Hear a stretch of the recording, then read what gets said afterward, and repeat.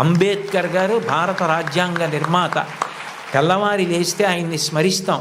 అటువంటి అంబేద్కర్ గారు భీమ్రావ్ అంబేద్కర్. నిజానికి ఆయన పేరులో భీమ్రావ్ అన్నది ఆయన పేరులోది కాదు.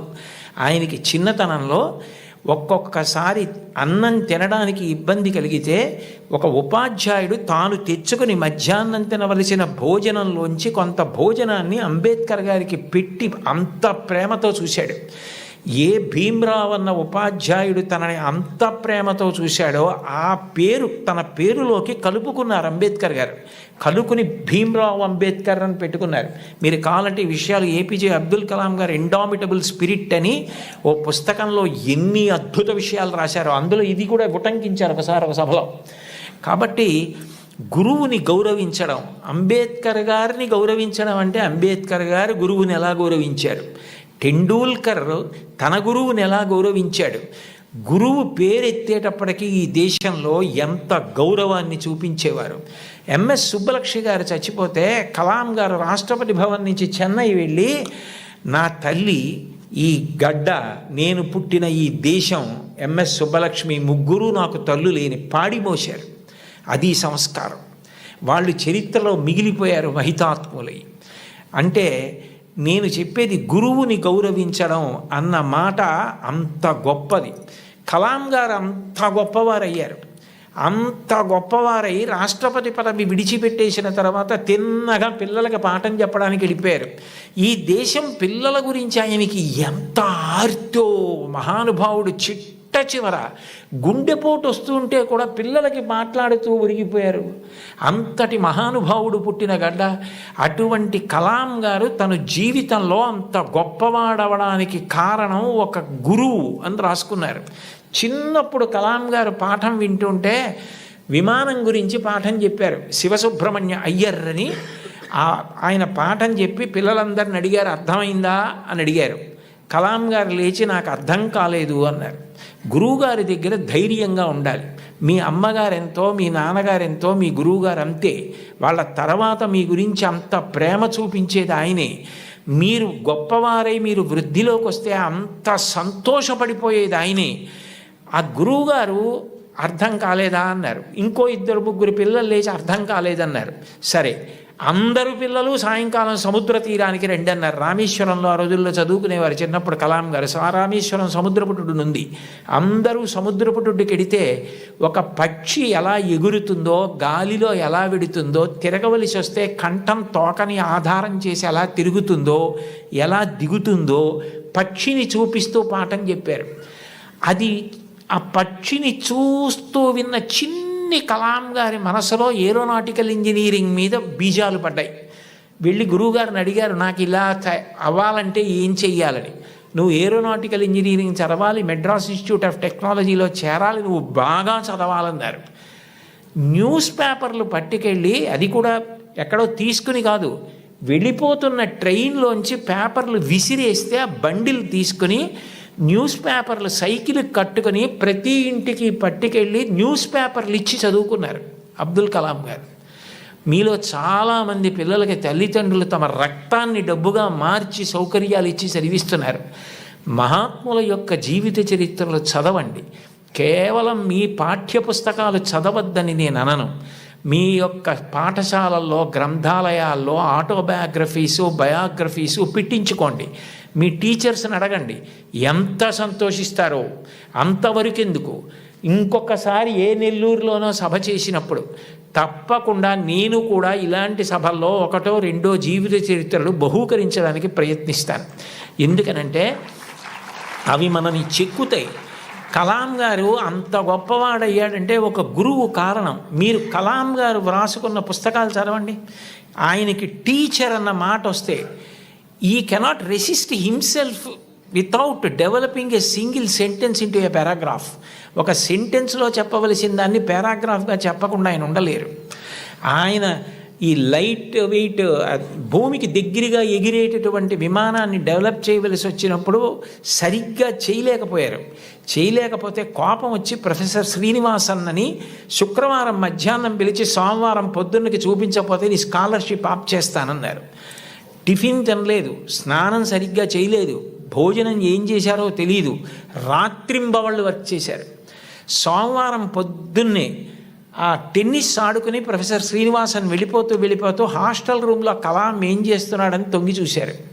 ఇచ్చిన టైం కన్నా ముందే రాత్రింబవళ్ళు కష్టపడి బోర్డు మీద డయాగ్రామ్ వేసి దానికి సంబంధించిన రిపోర్ట్ తయారు చేసిన కలాంని ఆ అవుట్ఫిట్ తోటే, టెన్నిస్ అవుట్ఫిట్ అంటే టెన్నిస్ ఆడుకోవడానికి వేసుకునే బట్టలు, వాటితోటే వెళ్ళి కౌగిలించుకున్నారు మా గురువుగారు శ్రీనివాసన్ గారు. ఆయన నా భుజాన్ని తట్టి నన్ను ప్రోత్సహించి పడిన ఆనందం నన్ను ఇంత గొప్ప స్థాయికి పెంచి పెద్ద చేసిందని తన టీచర్స్ గురించి ఎంత గొప్పగా రాసుకున్నారో. గురువుల్ని నింద చేయడం, గురువుల్ని విమర్శించడం, గురువుల్ని హాస్య వస్తువులుగా వాడుకోవడం ఈ జాతికి సిగ్గుచేటు. గురువు పేరు చెప్పేటప్పటికీ నేల మీద పడిపోయారు.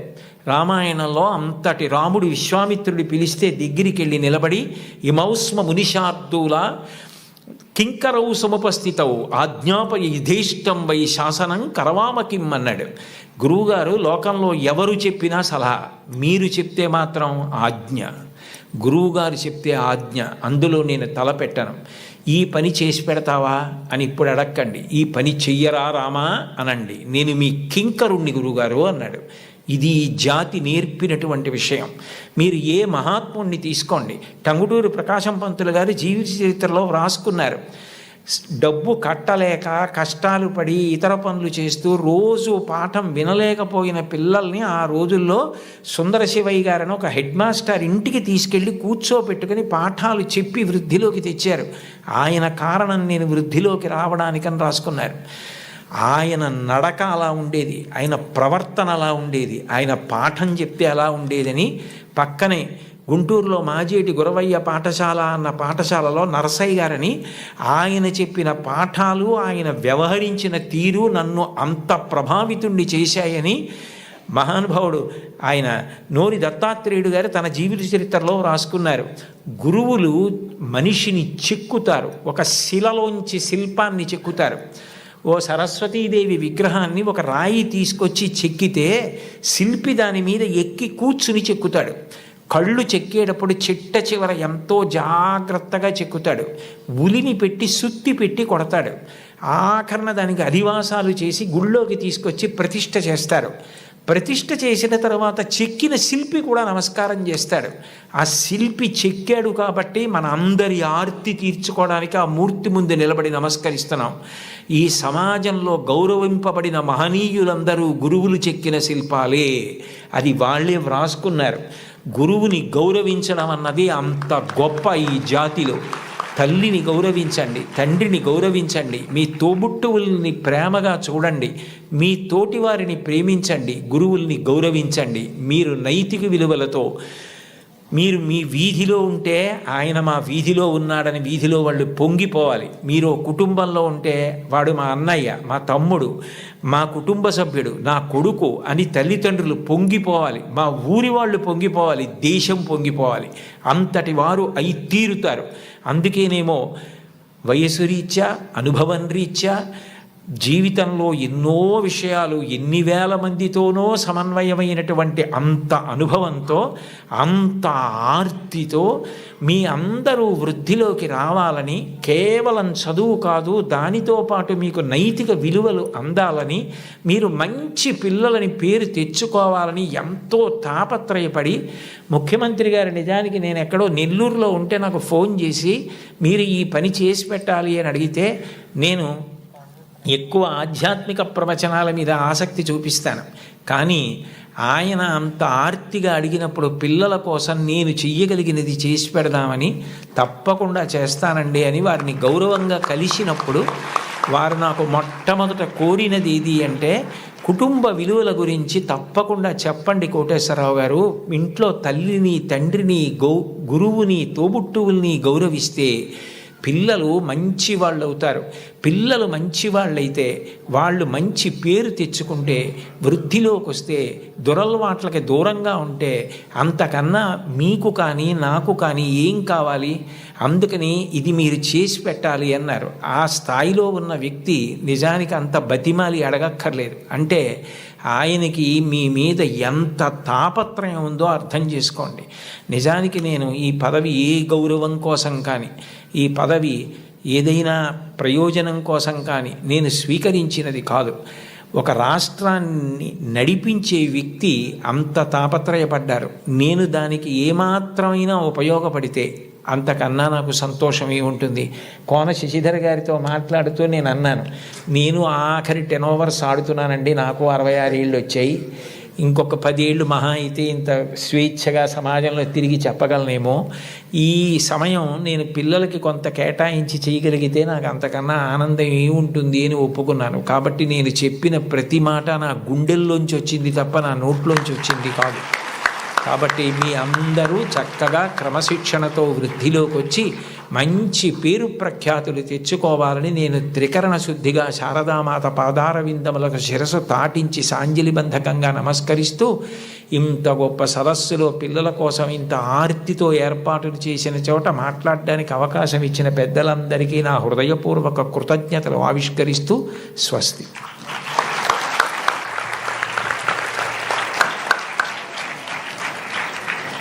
గురవే సర్వలోకానాం భిషజే భవరోగిణాం నిధయే సర్వ విద్యానాం దక్షిణామూర్తయే నమః.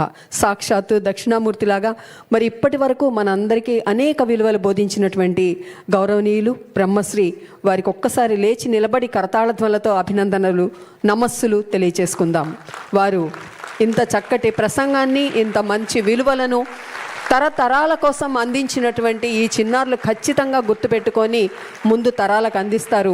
ఇది కేవలం ఇక్కడ ఉన్న విద్యార్థులకు మాత్రమే కాదు, ఎక్కడెక్కడో ఉన్నవారు కూడా దీన్ని విని పాటిస్తారని భావిస్తూ మీ అందరికీ ధన్యవాదాలు తెలియజేస్తూ దయచేసి కూర్చోవలసిందిగా కోరుతున్నాను.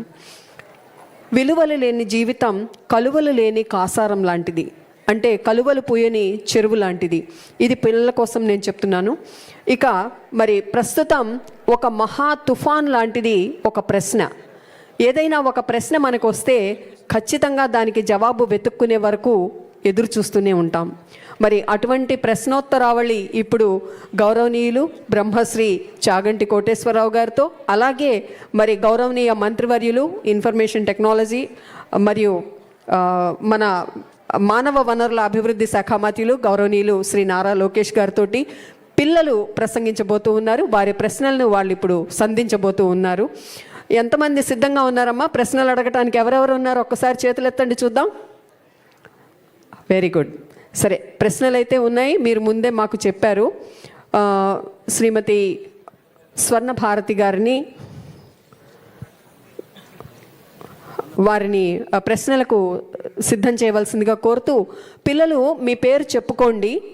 ముందుగా మీ పేరు చెప్పి ఆ తర్వాత మీ సమస్యను అడగండి. ఈ ప్రశ్న ఎక్కడో ఉన్నటువంటి సర్ ఐజాక్ న్యూటన్ గురుత్వాకర్షణ నియమాన్ని కనుక్కోవటానికి ప్రారంభం. అలాగే మీరు అడిగే ప్రశ్నలు ఎన్ని రకాల ఇన్వెన్షన్స్ని తీసుకొస్తాయో అని ఎదురు చూస్తూ మీకు స్వాగతం. నమస్కారం. ఈ ప్రశ్న చాగంటి గారికి. నమస్కారం గురువు గారు, నా పేరు రాజా. నేను సివిఆర్ జిఎంసి హై స్కూల్లో 9వ తరగతి చదువుతున్నాను. గురువుగారు, ప్రస్తుత పోటీ ప్రపంచంలో విద్యార్థులు అయిన మేము ఒత్తిడిని ఎలా అధిగమించాలి గురువుగారు? మంచి ప్రశ్న వేసావయ్యా. కానీ నీ ప్రశ్నని అభినందించడానికి కారణం ఏమిటంటే అది కేవలం వ్యక్తిగతంగా నీకు మాత్రమే సంబంధించింది కాదు. ఇవాళ అనేక లక్షల మంది విద్యార్థులకు ప్రతినిధిగా నువ్వు ఈ ప్రశ్న అడిగావు. చాలా మంచి ప్రశ్న. ఒత్తిడిని ఎలా అధిగమించాలి? ఒత్తిడిని అధిగమించడానికి ఎప్పుడు 2 పరిష్కారాలు ఉంటాయి. ఒకటి ఆత్మవిశ్వాసం, 2 ప్రణాళికాబద్ధమైనటువంటి జీవితం. ఆత్మవిశ్వాసము అంటే నువ్వు చదువుకున్న దాని మీద నువ్వు నమ్మకం పెంచుకోవాలి. నాకు ఇచ్చిన సిలబస్ ఏదుందో దాన్ని బాగా చదువుకున్నాను. మాస్టారు చెప్తున్నప్పుడు చాలా జాగ్రత్తగా విన్నాను. నాకు ఏదైనా అర్థం కాకపోతే మాస్టర్ని అడిగాను. ఆయన నాకు ప్రేమగా చెప్పారు. ఇన్నాళ్ళు హోంవర్క్ చేశాను, ఇంత నోట్స్ రాశాను, ఇన్ని టెక్స్ట్ బుక్స్ చదివాను, నాకు చాలా విషయాలు తెలుసు. కాబట్టి ఇప్పుడు అందులోంచే 10 ప్రశ్నలు ఇస్తారు, అది కాకుండా ఎక్కడి నుంచో ఇవ్వరు. కాబట్టి నేను తప్పకుండా వ్రాయగలను. అని ముందు నీ మీద నువ్వు ఆత్మవిశ్వాసం పెంచుకుంటే నువ్వు చాలా హాయిగా ప్రశాంతంగా పరీక్షకి వెళ్ళగలుగుతావు. అట్లా కాకుండా నువ్వు ఏదో భయంతో నేను చదివినవి నాకు జ్ఞాపకం వస్తాయా, నేను అన్నీ చదివానా, నేను వదిలేసినవి ఏమైనా వస్తాయా అన్న బెంగ పెట్టుకోకుండా నీ మీద నువ్వు విశ్వాసాన్ని ముందు పొందగలగాలి. 2, నువ్వు ఇవాళ పరీక్ష ఉంది అంటే నిన్న రాత్రి నుంచి చదివితే నువ్వు బెంగ పెట్టుకోవాలి, ఒత్తిడి పడాలి.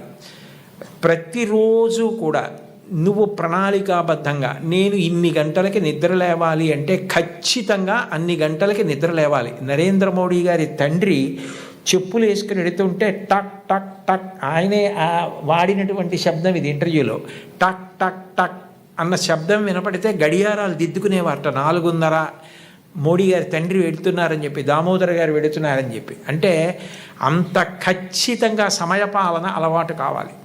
ఇన్ని గంటలకి లేవాలంటే అన్ని గంటలకి లేవాలి. ఇన్ని గంటలు నేను చదువుకోవాలంటే ఆ పుస్తకాలు కావలసినవి దగ్గర పెట్టుకుని గడికి లేవడం కాకుండా చక్కగా చదువుకోవాలి. అన్నం తింటే నువ్వైపోయినట్టు, నీళ్లు తాగితే నువ్వైపోయినట్టు, నువ్వు చదివింది నువ్వైపోవాలి. అంటే అంత బాగా చదవాలి. ఒక కాగితం మీదకి సూర్యరశ్మి పడితే కాగితం కాలదు. ఒక కుంభాకార కటకాన్ని, భూతద్దాన్ని సూర్యబింబానికి ఎదురుగుండా పెడితే ఆ కాంతి అందులోంచి వచ్చి కాగితం మీద పడితే కొంతసేపటికి కాగితం కాలుతుంది. ఎందుకనంటే వేడి భూతద్దంలోంచి ఒక చోట కేంద్రీకృతం అయింది, కాలింది కాగితం. నువ్వు చదివితే అలా చదవాలి. చదువుతున్నంతసేపు పుస్తకం ఏం చదువుతున్నావో అది నీలోకి వెళ్ళిపోవాలి. భూపసభాంతరాళమన పుష్కళవ చతురత్వము ఆజి బాహాపటు శక్తి ఉన్నంటాడు భర్తృహరి. నీకు అవసరమైనప్పుడు అలా జ్ఞాపకానికి రావాలి. నువ్వు తిన్నది నువ్వెట్లా అయిపోయావో, నువ్వు తాగింది నువ్వెట్లా అయిపోయావో, నువ్వు చదివింది నువ్వు అట్లా అయిపోవాలి. నీకు అలా జ్ఞాపకం ఉండాలి. అలా ప్రతిరోజు చదువుకోవడం నీకు సంతోషం కావాలి. చదువు భారంగా చదవకూడదు. It must be a passion for you. ఎప్పుడు తెల్లారలేద్దాం, ఎప్పుడు చదువుదామని నీకు ఆసక్తి ఉండాలి, ఆతృత ఉండాలి, అందులో ఒక గొప్ప సంతోషం ఉండాలి. అలా నువ్వు టైం మేనేజ్మెంటు, డిసిప్లిన్ను, సెల్ఫ్ కాన్ఫిడెన్స్ నేర్చుకుంటే ఒత్తిడన్న మాటే ఉండదు. నువ్వు ధైర్యంగా ఏ పరీక్షకైనా పెడతావు, ఎదుర్కొంటావు. ఎప్పుడైనా ఒకసారి వైఫల్యం లభించిందనుకో, కలాం గారిని తలుచుకో. ఫెయిల్ అంటే ఆయన ఫెయిల్ అంటే పడిపోయావని కాదు, first attempt in learning, FAIL అని డిఫైన్ చేశారు. ఇది మొదటిసారి పొరపాటు జరిగినది. మళ్ళీ చేతిలో మట్టి ముద్ద కింద పడితే భూమిని అంటుకుంటుంది, బంతి పడితే పైకి లేస్తుంది. అలా పైకి లే తప్ప బెంగ పెట్టుకోకు. ఇక పైన అన్ని విజయ పరంపరలతో కొనసాగు. శుభం భూయాత్. ధన్యవాదాలు గురువుగారు. తదుపరి ప్రశ్న మరొక విద్యార్థి అడగటానికి సిద్ధంగా ఉన్నారు.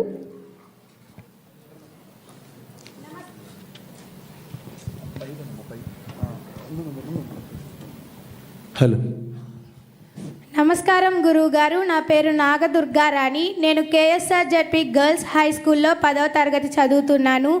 మంచి అలవాట్లు అనేవి మనం ఏ విధంగా ఉపయోగపడతాయో తెలియజేస్తారా గురువుగారు? చాలా సంతోషం అమ్మా. నువ్వు స్పష్టమైనటువంటి రీతిలో చక్కగా నిన్ను నువ్వు పరిచయం చేసుకుని ప్రశ్న వేశావు. మంచి అలవాట్లు అన్నవి నీకే కాదు, నీ చుట్టూ ఉన్న వాళ్ళకి, సమాజానికి, దేశానికి కూడా ఉపయోగపడతాయి. మన దేశంలో వైద్య ఆరోగ్య శాఖ కొన్ని వేల కోట్లు ఖర్చు పెడుతుంది దేశం మొత్తం మీద. అందులో చాలా వ్యాధులకు కారణం ఏది అంటే అన్నం తినేటప్పుడు, పలహారం చేసేటప్పుడు చేతులు సబ్బుతో కడుక్కోకుండా ఎట్లా ఉంటే అట్లాగే ఏది పడితే అది తినడం.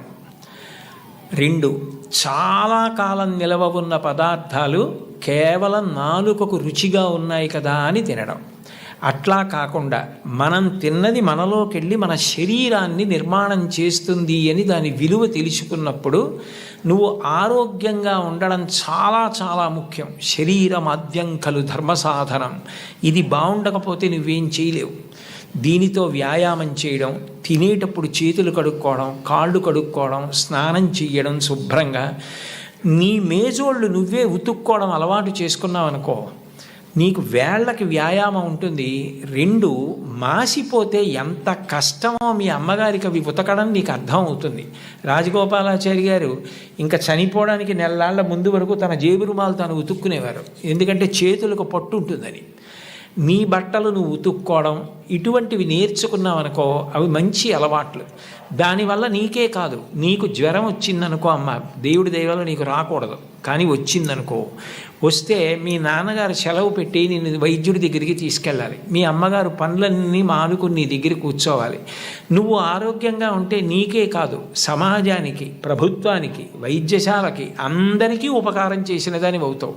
నువ్వు చేతులు శుభ్రంగా కడుక్కుంటే చాలు, వ్యాయామం చేస్తే చాలు, కాసేపు పరిగెడితే చాలు, అవుట్ నాట్ అవుట్ అని గట్టిగా అరిస్తే చాలు, 2 గంటలు మాట్లాడినా, భవిష్యత్తులో ఎప్పుడైనా నువ్వు ప్రసంగాలు చేయవలసి వచ్చినా, సమావేశాలు నిర్వహించవలసి వచ్చినా గుక్కెడు నీళ్లు తాగకుండా నిర్వహిస్తావు. ఆ శక్తి నీ కండరాలకు వస్తుంది. అటువంటివి నేర్చుకో. ఇక నువ్వు జీవితంలో శాంతి పొందడానికి ఎప్పుడూ కష్టమే పడితే, మాకు ఎప్పుడూ చదువు ఎప్పుడూ కష్టమే అంటే మరి మాకు సంతోషం ఎప్పుడండి అంటావేమో. మంచి హాబీస్ నేర్చుకో. మంచి హాబీస్ అంటే అవి చదువులో అంతర్భాగం కాదు, కానీ దాని ద్వారా నువ్వు శాంతిని పొందవచ్చు. ఒక్కొక్కసారి నీ హాబీ నువ్వు చదువుకున్న దానికన్నా గుర్తింపు ఎక్కువిస్తుంది. శ్రీపాద పినాకపాణి గారిని కర్నూలులో మెడికల్ కాలేజీ ప్రిన్సిపాల్ చేశారు. శ్రీపాద పినాకపాణి గారు మంచం మీద ఆఖరి రోజుల్లో పడుకుని ఉండగా నేదునూరి కృష్ణమూర్తి గారు, విజయవాడలో మల్లాది బ్రదర్సు, వీళ్ళందరూ వెళ్ళి చుట్టూ చేరి కర్ణాటక సంగీతం పాడారు. ఆయన బై ప్రొఫెషన్ డాక్టర్, కానీ కర్ణాటక సంగీతానికి అంత పెద్ద పేరు తెచ్చారు. ఇవాళ శ్రీపాద పినాకపాణి గారు అంటే సంగీతం నేర్చుకునే వాళ్ళందరూ 2 చేతులు ఎత్తి నమస్కారం చేస్తారు. ఒక డాక్టరు హాబీ సంగీతం నేర్చుకొని అంత గొప్పవారయ్యారు. నువ్వు చక్కగా 4 కీర్తనలు పాడడం నేర్చుకున్నావు అనుకో, నీకు ఎప్పుడైనా విసుగ్గా ఉన్నప్పుడు నువ్వే ఓ కీర్తన పాడుకుంటే ఎంత సంతోషిస్తావు. మా ఊరంటే కాకినాడ, అక్కడ డాక్టర్ జగదీశ్వరి గారు ఉన్నారు. ఆవిడ పురుళ్ళు పోయడంలో నిష్ణాతురాలు, అన్ని ఆపరేషన్లు చేసేవారు. ఆవిడ ఆపరేషన్కి మధ్యలో రిలాక్స్ అవ్వలసి వస్తే తంబూరా పట్టుకుని వాయిస్తూ కీర్తన పాడుకుంటారు, పాడుకుని వైద్యం చేస్తారు. ఇప్పటికీ మహాప్రఖ్యాతి ఆవిడ, మహావృద్ధురాలైపోయారు. ట్రిప్లెట్స్కి, ట్విన్స్కి దాని మీద మెడికల్ కాలేజెస్లో ప్రసంగాలు చేస్తారు. అది నీకు సొలేస్ ఇస్తుంది, నీకు రిలీఫ్ ఇస్తుంది. You become a reversible turbine. ఎంత అలసట నీకు తెలియకుండా పోతుంది. అబ్దుల్ కలాం గారు రాష్ట్రపతి భవన్లో వీణ వాయించేవారు, నీకు తెలుసా? ఆయన ఫొటోస్ ఉన్నాయి ఇప్పటికీ. ఆ వీణ వాయించడంలో రిలాక్స్ అవుతారు. నాకు కలాం గారు అంటే చాలా ఇష్టం, లింకన్ గారు అంటే చాలా ఇష్టం, విన్స్టన్ చర్చిల్ అంటే నాకు చాలా ఇష్టం. చాలామంది చాగంటి కోటేశ్వరరావు అంటే ఛాందసుడు అనుకుంటారు. కాదు, కోటేశ్వరరావుకి ఇంకో కోణం ఉందని తెలియదు.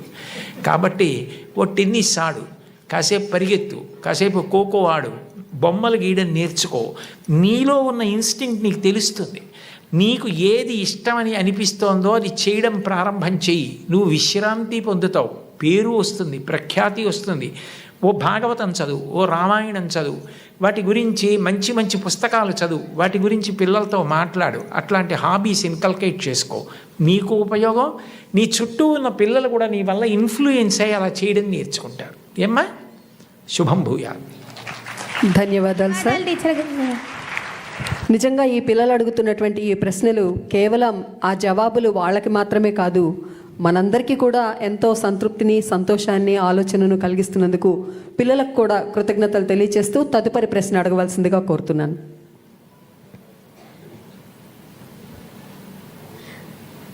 నమస్తే సార్. ఈ ప్రశ్న గౌరవనీయులైన మంత్రివర్యులు నారా లోకేష్ గారికి.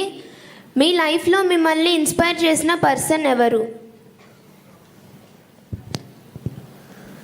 నాకు పెద్ద సమస్య ఉందమ్మా ఇంట్లో.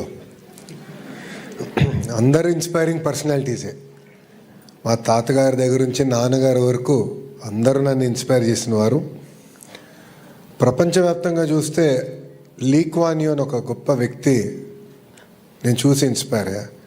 లీ కువాన్ యూ అనే వ్యక్తి సింగపూర్, మలేషియా నుంచి విడిపోయినప్పుడు ప్రధానమంత్రి అయ్యారు.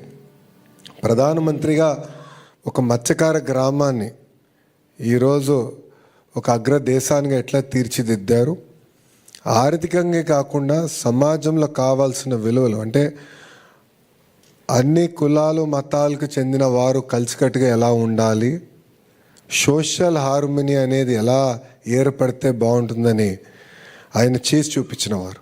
అందుకే ఈరోజు చూస్తే సింగపూర్ లాంటి దేశం అగ్రదేశంగా తయారైంది. భారతదేశానికి వచ్చేగల వాజ్పేయి గారిని చూసి పెరిగిన వారిని, అదేవిధంగా వాజ్పేయి గారి గురించి, అంటే వాస్తవంగా నాకు వాజ్పేయి గారిని కలిసే అదృష్టం నాకు దక్కలేదు. కానీ వాజ్పేయి గారు ఎలాంటి వ్యక్తి అనేది గౌరవ ముఖ్యమంత్రి గారు ఎప్పుడు చెప్తా వస్తారు. మొన్న కూడా నిన్న పొద్దున్న మొన్న రాత్రి ఉపరాష్ట్రపతి గారితో కూర్చుని మాట్లాడేటప్పుడు కూడా వాజ్పేయి గారి గొప్పతనం గురించి గౌరవ ముఖ్యమంత్రి గారు ఉపరాష్ట్రపతి గారు చెప్తున్నారు. వాజ్పేయి గారిలో ఉన్న గొప్పతనం ఏంటంటే ప్రధానమంత్రిగా ఉన్నా కూడా ఒక వ్యక్తి లేదు సార్ మీరు తీసుకున్న నిర్ణయం ఒక్కసారి మళ్ళీ ఆలోచించండి అని చెప్తే ఆలోచించడానికి సిద్ధపడిన వ్యక్తి. ఆయన తీసుకున్న నిర్ణయం 10 మందితో మాట్లాడి అది మళ్ళీ మార్చిన వ్యక్తి. అంటే ఒక ప్రధానమంత్రిగా చేసిన వ్యక్తి అలా ఆలోచించినప్పుడు మనందరం కూడా ఎంత ఆలోచించాలి అనేది నేను తెలుసుకుంటాం కూడా జరిగింది. సో దేశంలో వాజ్పేయి గారు, ప్రపంచవ్యాప్తంగా చూస్తే నాకు లీ కువాన్ యూ గారు ఒక ఆదర్శంగా నేను తీసుకుంటాను. Thank you sir. చక్కటి ప్రశ్నకు చక్కటి సమాధానాలు లభిస్తున్నాయి. మరి తదుపరి ప్రశ్నకు సిద్ధంగా ఉన్నారని కోరుతున్నాను. వారిని మాట్లాడవలసిందిగా. గురువుగారు, నేడు యువతకు గురువుగారు, నేడు యువతకు ప్రధానంగా నేర్పించవలసిన విలువలు ఏవి? ఆ విలువలు ఎందుకు ముఖ్యమైనవో తెలియజేయగలరా? అన్నింటికన్నా చాలా ప్రధానమైనటువంటి విలువ ఏది అంటే, మనం మన కోసం బ్రతకడం కాదు, మనం ఇతరుల కోసం బ్రతకగలగాలి. మనం అనుకున్నట్టుగా ఇతరులు ఉండాలి అని కోరుకోవడం కన్నా ఇతరులను మనం అర్థం చేసుకుని ఇతరులు సంతోషంగా ఉండడానికి మనం ఎట్లా ప్రవర్తించాలన్నది తెలుసుకోవాలి. నేను ఇన్ని మాటలు చెప్పే కన్నా నీకు ఒక్క పద్యం చెప్తాను. చాలా తేలిక పద్యం అది. మహాభారతంలోది చాలా కాలం ఆంధ్రదేశంలో ఒక ప్రఖ్యాత దినపత్రిక దాన్ని సంపాదకీయం మీద వేసేది ఈ పద్యాన్ని. ఒరులేమేమియునర్చిన నరవర అప్రియము నీ మనంబున కగు తానురులకు నది చేయకునికి పరాయణము పరమధర్మ పదములకెల్లన్. నేను ఏదైనా మాట్లాడేటప్పుడు నన్ను ఎవరైనా అట్లా మాట్లాడితే, నా పట్ల అట్లా మాట్లాడితే నేను బాధపడతానా? అయితే నేను మాట్లాడను. నేను ఎవరికైనా ఏదైనా ఒక పని చేసేటప్పుడు ఇటువంటి పని నాకెవరైనా చేస్తే నేను బాధపడతానా? అయితే వద్దు, నేను వాళ్ళకి చేయను. ఇదొక్కటి చూసుకుంటే, మాట్లాడే ముందు ఇట్లా మాట్లాడితే, నన్ను ఉద్దేశించి ఎవరైనా అట్లా మాట్లాడితే నేను చాలా బాధపడతాను. అయితే నేను ఇంకోళ్ళని ఉద్దేశించి మాత్రం అట్లా మాట్లాడను. నా పట్ల ఎవరైనా ఇట్లా చేస్తే నేను చాలా బాధపడతాను. ఆ పని నేను ఇతరులకు చెయ్యను. ఏదైనా మాట్లాడే ముందు, చేసే ముందు నన్ను గురించి అలా మాట్లాడితే, నా పట్ల అట్లా చేస్తే, నేను ఏమనుకుంటానన్నది ఆలోచించుకోవడం నీకు వస్తే నువ్వు ఇతరులకు అపకారము చెయ్యలేవు. నీ వలన మేలేదు. ఒరులేమేమియునర్చిన నరవరా అప్రియముని మనంబున కగు తానురులకు నది చేయకునికి పరాయణము పరమధర్మ పదములకెళ్ళన్. ఇంకంతకన్నా ధర్మం లేదు లోకంలో. పెద్దవాళ్ళైనా పిల్లలైనా ఎవరైనా చిన్నప్పటి నుంచి నేర్చుకోవలసింది అంతే. గుర్రం జాషువా గారు చిన్న కొడుకు వెళ్ళి పిట్టని కొట్టి కింద పడిపోతే కర్రతో కొట్టి బతికుండగా ఈక పీకుతుంటే ఆయన కూతురు హేమలత రవణం గారే ఒక వ్యాసం రాశారు. జాషువా గారు చాలా మాటలు చెప్పారు. ఆయనకి భౌతత ఎక్కువ. తప్పురా, అలా పక్షికి పడగొట్టి దాన్ని ఈకలు పీకుతున్నావు, అది బాధపడుతుంది, అలా చెయ్యకు అని. పిల్లవాడు వినేవాడు కాదు. ఆయన ఒక రోజున ఏం చేశారంటే, ఆ పిల్లాడు కూర్చునుండగా వెనక నుంచి వచ్చి గట్టిగా పట్టుకుని వాడు వెంట్రుకలు పీకడం మొదలెట్టారు. మొయ్యో మొయ్యో మొయ్యో అని వాడు ఏడుస్తున్నాడు. యారా, ఇన్ని వెంట్రుకలు ఉన్నాయే, 4 పీకితే ఏడిచావు, దాని ఈకలు పీకేస్తున్నావు, దానికి అన్నీ కలిపోయి 50-60 ఉన్నాయి, అదెంత ఏడుస్తుందిరా, ఇప్పుడు అర్థమైందా అన్నాడు. మళ్ళీ జీవితంలో ఆ పిల్లవాడు అట్లాంటి పని చేయలేదు. తనకి ఏది జరిగితే బాధో అర్థమైతే అది ఇతరులకు చెయ్యలేడు. ఆ రోజున భారతంలో చెప్పిన పద్యం ఎంత గొప్పదో అర్థమవుతోందా? నీకు ఉదాహరణ కూడా చెప్పా. అందుకని అది అలవాటు చేసుకో, నువ్వు మహితాత్ముడు అవుతావు. ధన్యవాదాలు గురువుగారు. మరొక ప్రశ్నతో పిల్లలు సిద్ధంగా ఉన్నారు.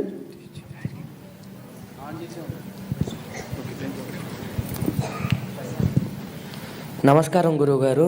నా పేరు జాషువా. నేను అమర్జీవి పొట్టి శ్రీరాముల ఉన్నత పాఠశాలలో 10వ తరగతి చదువుతున్నాను. గురువుగారు, కాలంతో పోటీ పడుతూ ముందుకు పరిగెడుతున్న మా తరం వారికి రామాయణం, మహాభారతం, భాగవతాలు వంటి గ్రంథాలు చదవడం వలన ఉపయోగం ఏమిటో తెలియజేయండి గురువుగారు. నువ్వు జాషువా అని పేరు పెట్టుకున్నందుకు నాకు ఎంతో సంతోషంగా ఉందయ్యా. ఆ పేరు పెట్టిన మీ అమ్మగారికి, నాన్నగారికి నమస్కారం చేస్తున్నాను. మహానుభావుడు ఏం కవిత్వం చేశారయ్యా. ఒక్కొక్క పద్యం చదువుతుంటే గుండెలు పిండేసినట్టుంటుంది. అంత గొప్ప పద్యాలు రాశారు కదయ్యా.